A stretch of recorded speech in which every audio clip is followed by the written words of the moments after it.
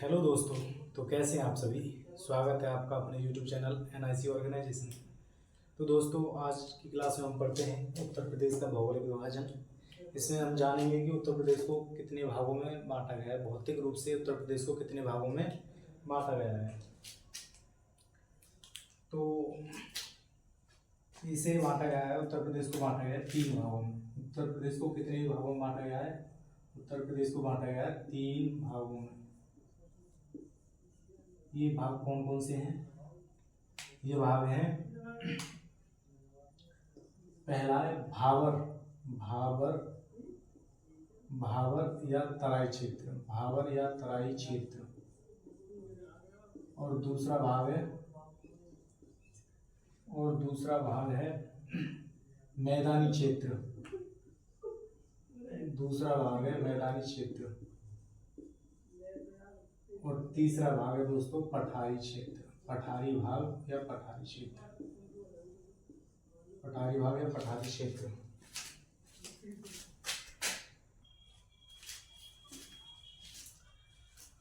उत्तर प्रदेश को मुख्य रूप से इन 3 भागों में बांटा गया है, भावर या तराई क्षेत्र, मैदानी क्षेत्र और पठारी क्षेत्र। उत्तर प्रदेश का विभाजन होने से पहले यानी 9 नवंबर 2000 को उत्तर प्रदेश का विभाजन होने से पहले उत्तराखंड राज्य भी इसमें शामिल था। तब इसमें एक भाग भी आता था जो है पहाड़ी भाग। लेकिन उत्तर प्रदेश का विभाजन करके उत्तरांचल या उत्तराखंड नया राज्य बना दिया गया। तब से इससे पहाड़ी भाग अलग अलग कर दिया गया है। तब से इसमें तो 3 ही भाग रह गए हैं, भावर या तराई क्षेत्र, मैदानी क्षेत्र और पठारी क्षेत्र। अब ये गंगा यमुना नदियाँ और मतलब ये इनसे किस प्रकार ये इनका निर्माण होता है और ये क्षेत्र कहाँ कहाँ पड़ते हैं, इसको हम जानते हैं मैप के द्वारा। तो दोस्तों, जो है भावर क्षेत्र पहले हम समझते हैं भावर क्षेत्र क्या होता है। भावर क्षेत्र जो पहाड़ है ऊपर, उत्तर प्रदेश के जस्ट ऊपर कौन से पहाड़ हैं, यहाँ कौन सी पहाड़ियाँ हैं, उत्तर प्रदेश से ऊपर कौन सी पहाड़ियाँ हैं, यहाँ पहाड़ियाँ हैं शिवालिक की पहाड़ियाँ। कौन सी पहाड़ियाँ हैं? शिवालिक की पहाड़ियाँ। शिवालिक की पहाड़ियाँ हमने ज्योग्राफी की क्लास में देखा था कि ट्रांस हिमालय, महा हिमालय, लघु हिमालय, शिवालिक हिमालय। ये हिमालय इस तरह से है। सबसे जो भारी भाग है, निचला भाग है, वह है शिवालिक हिमालय। भारत की तरफ शिवालिक हिमालय है। और शिवालिक हिमालय के दक्षिण में देखें, जैसे ये पहाड़ है, ये ऊंचे ऊंचे पहाड़ हैं और इनके जो निचले हिस्से में पहाड़ों के ये पहाड़ होते हैं और इनके निचले हिस्से में ये यहाँ क्या होता है, नदियाँ, पहाड़ों से नदियाँ आती हैं। पहाड़ों से जब नदियाँ निकलती हैं तो अपने साथ कुछ कंकड़ पत्थर पहाड़ों से टकराते हैं। जब पानी पहाड़ों से टकराता है तो कुछ कंकड़ पत्थर अपने साथ ले आती हैं। पहाड़ों से गिरते गिरते जो कंकड़ पत्थर आते हैं वो इधर आगे जमा हो जाते हैं, यानी पहाड़ों के नीचे आके जमा हो जाते हैं। पहाड़ों के नीचे आके जमा हो जाते हैं तो इसी को बोलते हैं भावर क्षेत्र। तो भावर क्षेत्र कहाँ से कहाँ तक है दोस्तों? यह है सहारनपुर से कुशीनगर तक। जो ये है, ये हमारा क्या है? ये है भावर क्षेत्र। भावर क्षेत्र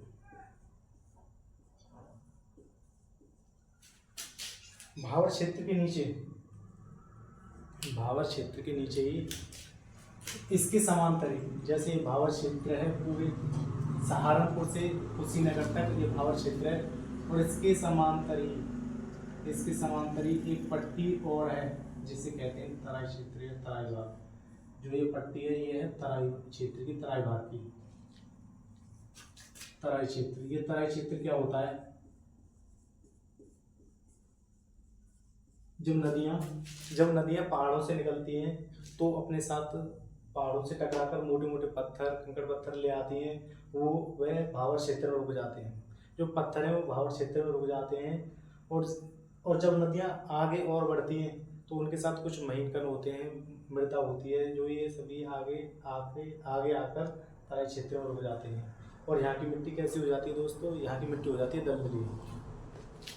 तो ये भाग कहलाता है तराई क्षेत्र। और आगे देखते हैं जो मैदानी क्षेत्र है, मैदानी क्षेत्र कैसा है, मैदानी क्षेत्र कहाँ से कहाँ तक है। मैदानी क्षेत्र,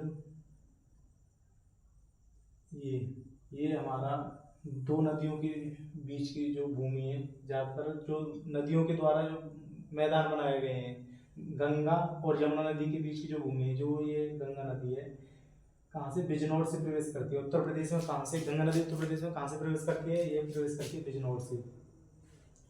गंगा नदी उत्तर प्रदेश में बिजनौर से प्रवेश करती है।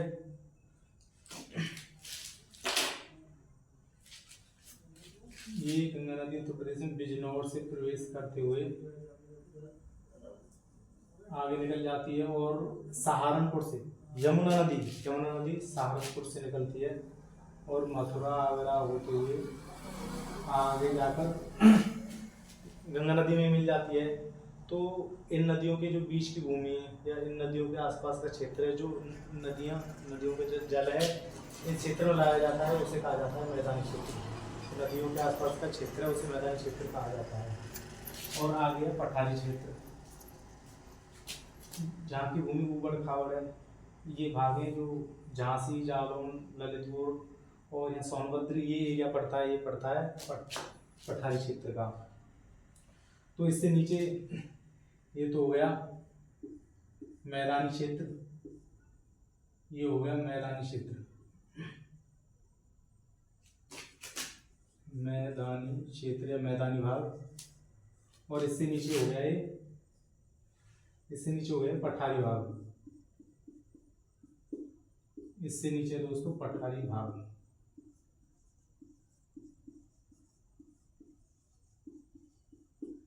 अब जो अलग अलग हमने ये क्षेत्र पढ़े हैं, ये तीनों क्षेत्रों के बारे में हम अलग अलग एक मतलब अलग अलग तरीके से जानते हैं कि भावर क्षेत्र क्या होता है। इससे संबंधित कुछ क्वेश्चन है जो पूछे गए हैं और जो चीज़ें बातें जो आपको जाननी चाहिए उनके बारे में जानते हैं। तो सबसे पहले हम जानेंगे भावर क्षेत्र के बारे में।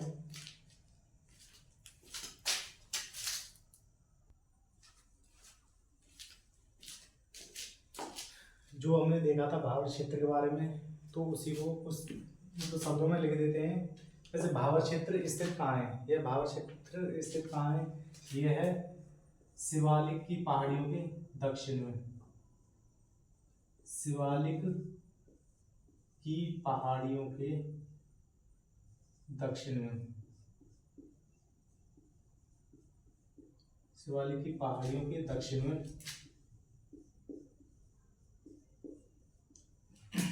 ऊपर शिवालिक की पहाड़ियां हैं और इनके दक्षिणी भाग में, नीचे की ओर इनके दक्षिणी भाग में है भावर क्षेत्र या गिरिपाद में।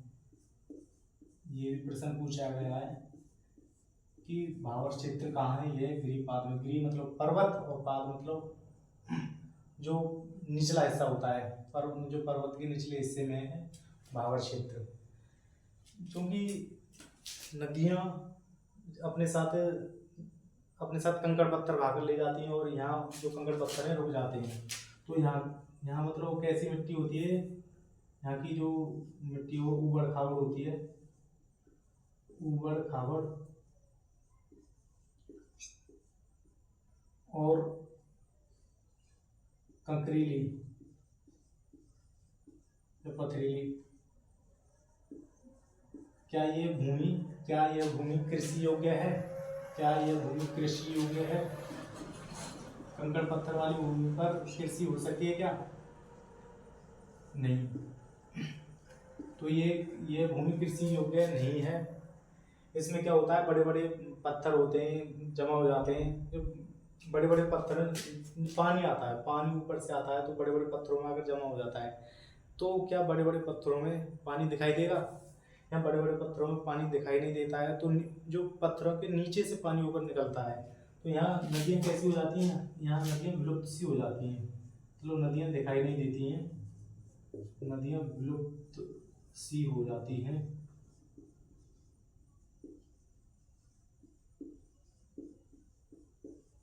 यहाँ नदियाँ विलुप्त सी हो जाती हैं।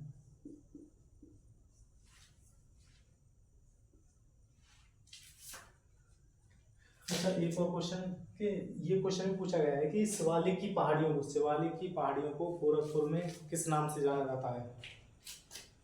जो शिवालिक की पहाड़ियां हैं, शिवालिक की पहाड़ियां उन्हें गोरखपुर में किस नाम से जानते हैं? शिवालिक की पहाड़ियों को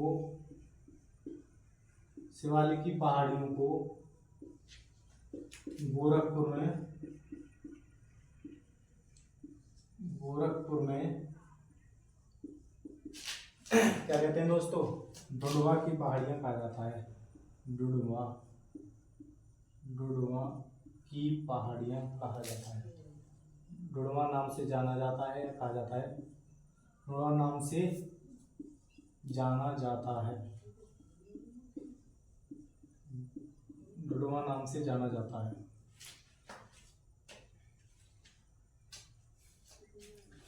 और इसका विस्तार देखें तो कहाँ से कहाँ तक है दोस्तों? इसका विस्तार है, भावर क्षेत्र का विस्तार है सहारनपुर से। विस्तार की बात करें,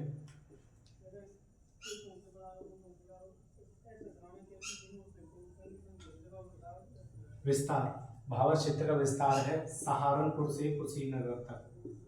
सहारनपुर से कुशीनगर तक। कहाँ से कहाँ तक है दोस्तों? सहारनपुर से कुशीनगर तक।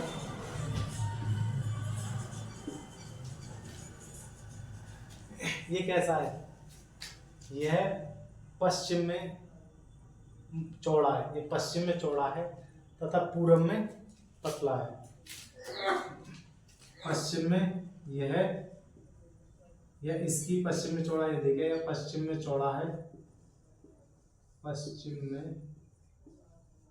चौड़ा है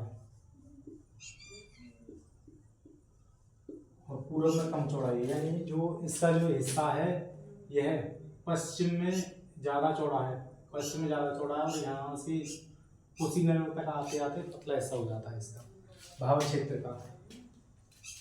तो आगे हम जानते हैं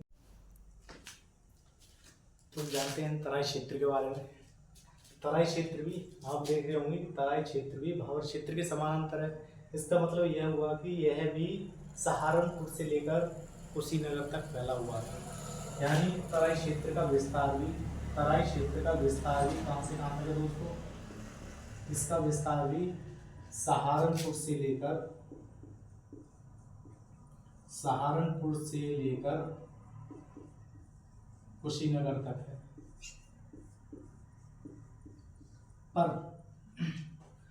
पर इसमें क्या है, जो भावर क्षेत्र था वह पश्चिम में अधिक चौड़ा था और पूर्व में कम चौड़ा था।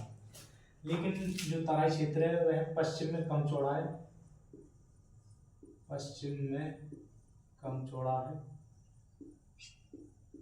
और पूर्व में ज्यादा है, और पूर्व में ज्यादा चौड़ा है। इसकी चौड़ाई पूर्व में अधिक है और पूर्व में ज्यादा चौड़ा है।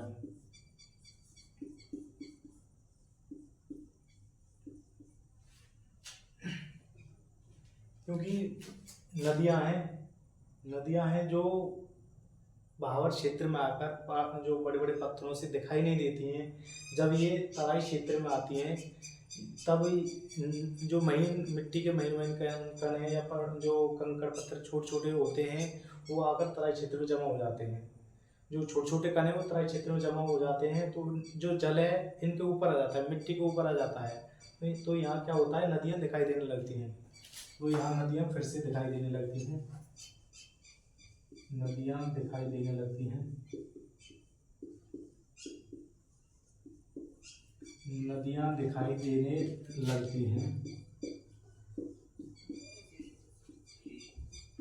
और नदियाँ दिखाई देने लगती हैं तो यहाँ की मिट्टी कैसी है? यहाँ की मिट्टी है तो उस मिट्टी कैसी है? यहाँ की जो मिट्टी है, मृदा है, वह है दलदली। क्योंकि यह मिट्टी के जो महीन कण होते हैं तो मिट्टी और जल अधिक होता है, तो ये कैसी मिट्टी हो जाती है? दलदली और नम समतल। ये कृषि योग्य है, तो ये बहुत उपजाऊ भूमि है। तो ये मिट्टी है अत्यधिक उपजाऊ है,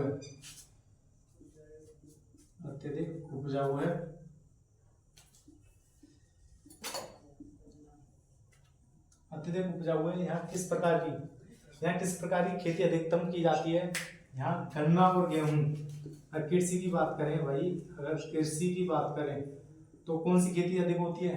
गन्ना और गेहूं की फसल ज्यादा होती है। गन्ना और गेहूं, गन्ना गेहूं धान, गन्ना और धान, क्योंकि यह दलदली और ज्यादा नमी नमी वाली मृदा है तो यहाँ पर गन्ना और धान अधिक होते हैं।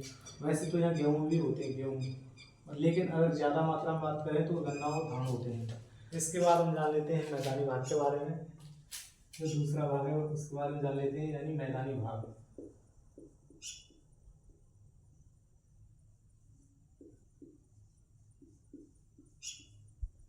दूसरा भाग मैदानी भाग, यह कहाँ स्थित है दोस्तों?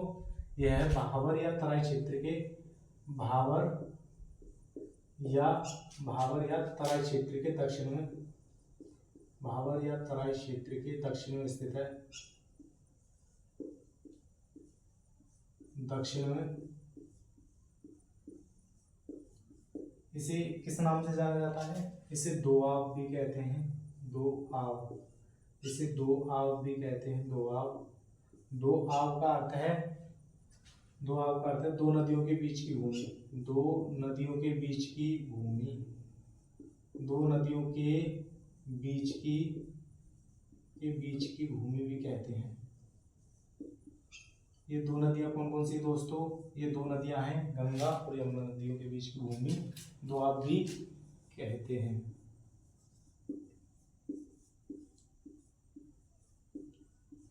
अगर इसकी बात करें तो ये जो इधर वाला हिस्सा है उत्तर और पश्चिम, ये इधर वाला हिस्सा है उत्तर और पश्चिम, और ये है पूरब और दक्षिण।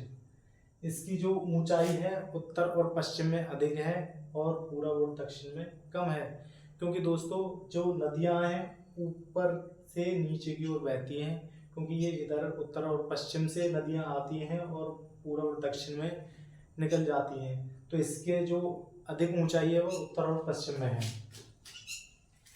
यानी मैदानी भाग, यह है मैदानी भाग है जो यह है उत्तर पश्चिम में ऊंचा है, उत्तर पश्चिम में ऊंचा है, यह उत्तर पश्चिम में ऊंचा है। और दक्षिण में उत्तर पश्चिम में ऊंचा है और दक्षिण पूर्व दक्षिण में नीचा है। इसकी ढाल उत्तर पश्चिम से पूर्व दक्षिण की ओर बन रही है, इसलिए नदियां ऊपर से नीचे की ओर बहती हैं। इस मैदानी भाग में किस प्रकार की मृदा पाई जाती है? इसमें पाई जाती है जलोढ़ मृदा, इसमें पाई जाती है जलोढ़ मृदा। जलोढ़ मृदा पाई जाती है और नदियों के द्वारा लाई गई मिट्टी के आधार पर इसे दो भागों में बांटते हैं। नदियों के द्वारा लाई गई मिट्टी के आधार पर इसे दो मुख्य उपभागों में बांटते हैं। जो दो उपभाग हैं वह है दोस्तों, एक तो है खादर और एक है बांगर। इसे दो उपभागों में बांटा गया है, खादर और बांगर। खादर को कहते हैं नवीन जलोढ़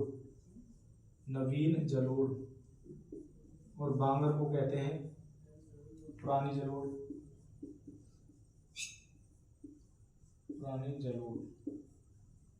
खादर में क्या होता है दोस्तों?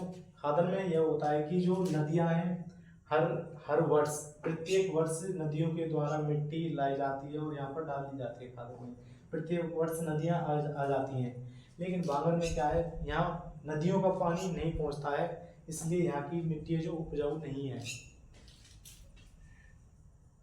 प्रत्येक वर्ष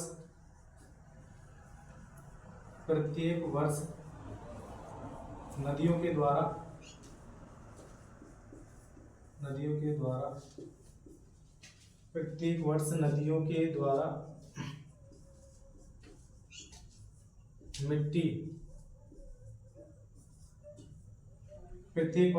के द्वारा मिट्टी लाई जाती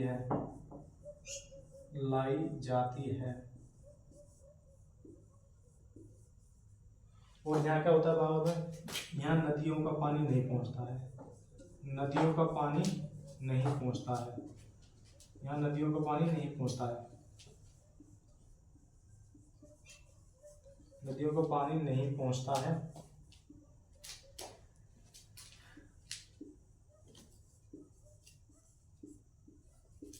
इसलिए यहाँ की मिट्टी है जो इतनी उपजाऊ नहीं है जितनी यहाँ की मिट्टी है। क्षेत्र,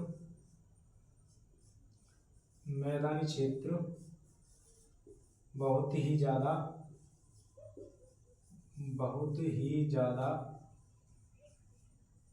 उपजाऊ है,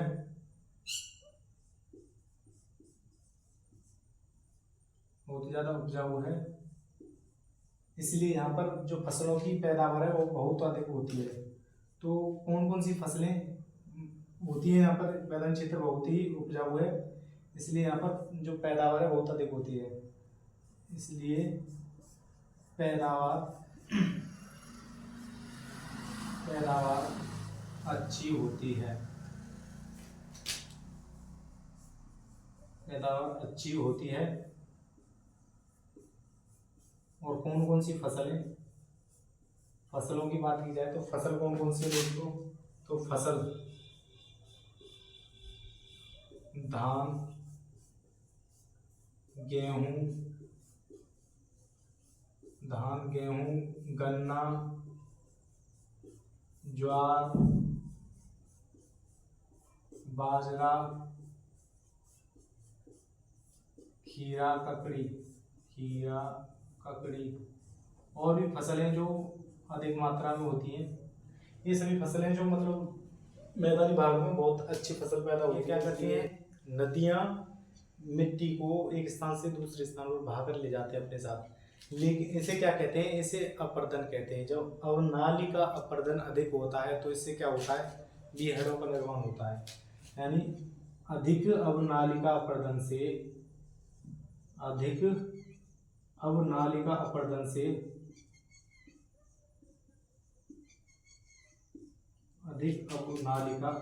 से बीहड़ों का निर्माण होता है। अपर्दन से बीहड़ों का निर्माण होता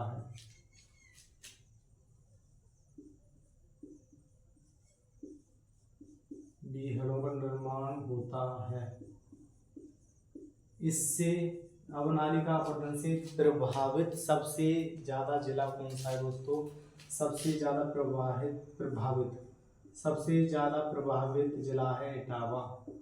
सबसे ज्यादा अवनालिका अपर्दन से सबसे ज्यादा प्रभावित जिला कौन सा है दोस्तों? यह है इटावा। अवनालिका अपर्दन से सबसे ज्यादा प्रभावित जिला है इटावा। और नदियाँ कौन कौन सी हैं? नदियाँ हैं यमुना नदी और चंबल नदी। ये बीहड़ कैसे होते हैं? जो बीहड़ होते हैं, बीहड़ों का निर्माण होता है, ये कैसे होते हैं? ये दोस्त होते हैं अनुपजाऊ। इसमें कृषि बहुत कम होती है। इसका जो तीसरा हिस्सा है वह है पठारी क्षेत्र या पठारी भाग। इसके बारे में जानते हैं दोस्तों। उत्तर प्रदेश का पठारी भाग दो भागों में विभाजित है। उत्तर प्रदेश का पठारी भाग दो भागों में विभाजित है। वे दो भाग हैं बुंदेलखंड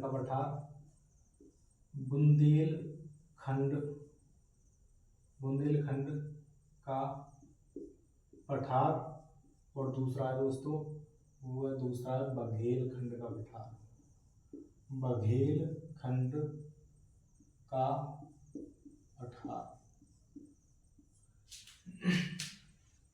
पहला है बुंदेलखंड का पठार और दूसरा है बघेलखंड का पठार। तो पठारी क्षेत्र है वो दो भागों में विभाजित है, बुंदेलखंड का पठार और बघेलखंड का पठार।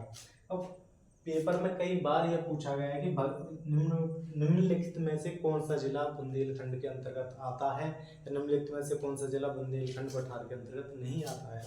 तो इसके बारे में देखते हैं। जो बुंदेलखंड का पठार है इसमें है जालौन। कौन कौन से जिले हैं इसके अंतर्गत? जालौन झांसी, ललितपुर,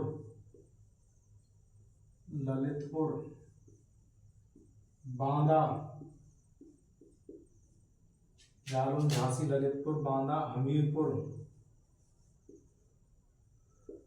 जालौन, झांसी, ललितपुर, बांदा, हमीरपुर, महोबा और लास्ट है चित्रकूट। जो बुंदेलखंड का पठार है, बुंदेलखंड का जो पठार है उसके अंतर्गत निम्नलिखित जो 7 जिले आते हैं: जालौन, झांसी, ललितपुर, बांदा, हमीरपुर, महोबा और चित्रकूट। और बघेलखंड का पठार है, ये कहाँ पड़ता है? मतलब जो ये है जालौन, झांसी, ललितपुर, मतलब इस क्षेत्र में, इस क्षेत्र के अंतर्गत आता है। इस क्षेत्र के अंतर्गत जो ये क्षेत्र है, ये इस क्षेत्र के अंतर्गत आता है बुंदेलखंड का पठार। ठीक है दोस्तों, ये इसके अंतर्गत आता है बुंदेलखंड का पठार। बुंदेलखंड का पठार। और जो बघेलखंड का पठार है वह कहाँ है? ये बघेलखंड का पठार आता है सोनभद्र और इलाहाबाद, सोनभद्र और पूर्वी इलाहाबाद। इस क्षेत्र में पड़ता है बघेलखंड का पठार। बघेलखंड का पठार कहाँ पड़ता है दोस्तों? ये आपका सोनभद्र जिला है और ये पूर्वी इलाहाबाद, यहाँ पड़ता है बघेलखंड का पठार। बघेलखंड का पठार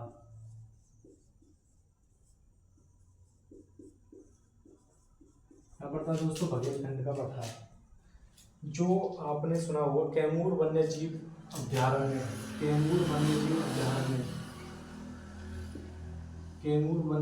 अभ्यारण्य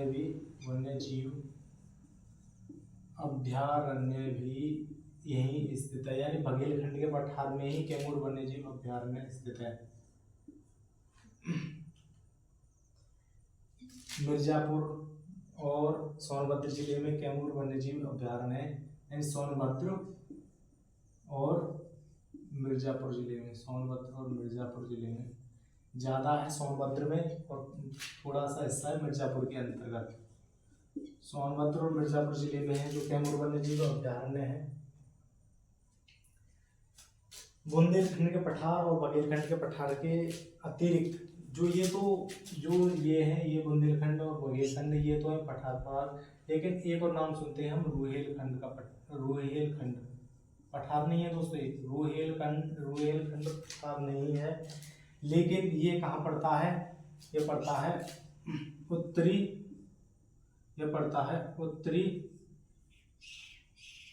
उत्तर प्रदेश में, उत्तर प्रदेश में पड़ता है। इसके अंतर्गत रामपुर, बरेली, जो ये हिस्सा है, यहाँ का हिस्सा है, इसके अंतर्गत आता है, यानी रुहेलखंड के अंतर्गत ये हिस्से आते हैं।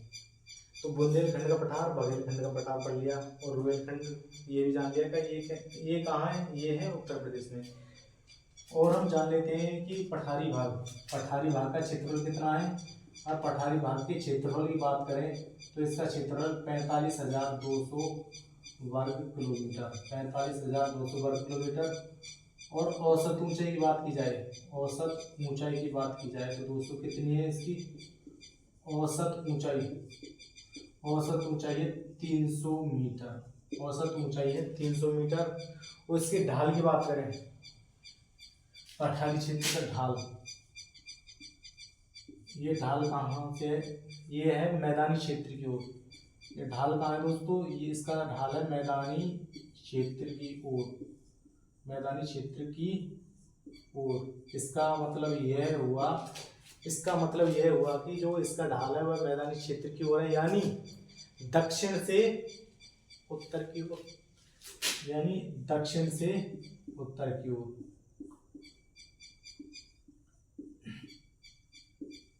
उत्तर की ओर। अच्छा दोस्तों, ये हमारा पूरा हुआ उत्तर प्रदेश का भौगोलिक विभाजन। इसके साथ ही हम कुछ और जान लेते हैं कि इसके उत्तर प्रदेश के उत्तर में कौन सी पहाड़ियां हैं। ये शिवालिक की पहाड़ियां। दक्षिण में है विंध्य पर्वत। उत्तर प्रदेश के उत्तर में है, उत्तर में शिवालिक की पहाड़ियां।